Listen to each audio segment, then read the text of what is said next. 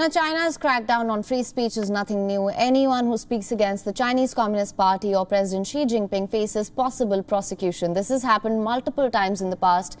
And now a new report shows that the Chinese cannot speak their minds even outside the mainland.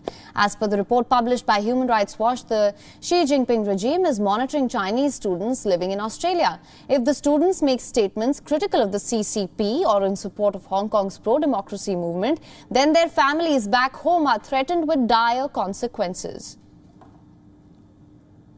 Look, it's this threat of being reported on that really sits at the forefront of students' minds if you're from mainland China or if you're from Hong Kong. So it's this fear that if you express opinions critical of the Chinese Communist Party in front of your fellow classmates, that information could be used against you to harm your loved ones back home in China. You know, that there will be repercussions for them. And it's not just a fear that they have.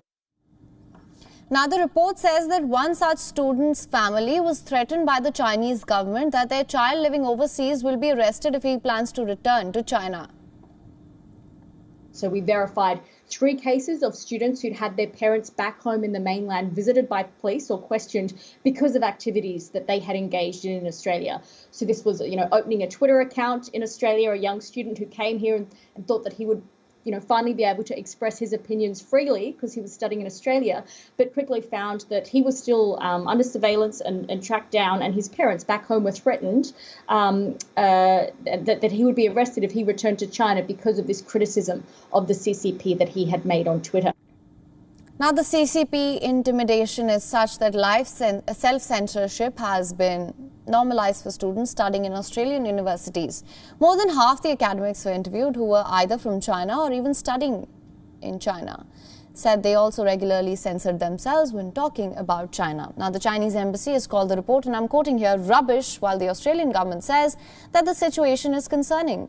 But Australian universities have their restrictions while speaking on the issue. Keep in mind that Beijing's eye on students living in Australia puts the education sector in a very tight spot here. International education is one of Australia's top exports. In 2019, it contributed to around $30 billion of Australia's economy.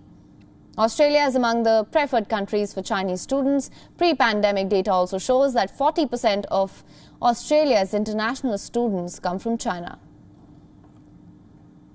I think the university sector has been in a really difficult position. I mean, I think a lot of these issues they haven't wanted to know about, they haven't talked about, and they have actively avoided discussing them with their staff and also with their students. And, it was really disappointing to learn that more than half of the students we interviewed who experienced harassment didn't tell their university.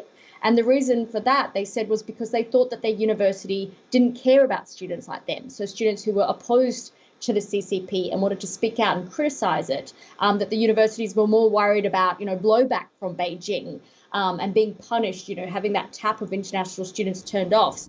WION is now available in your country. Download the app now. Get all the news on the move.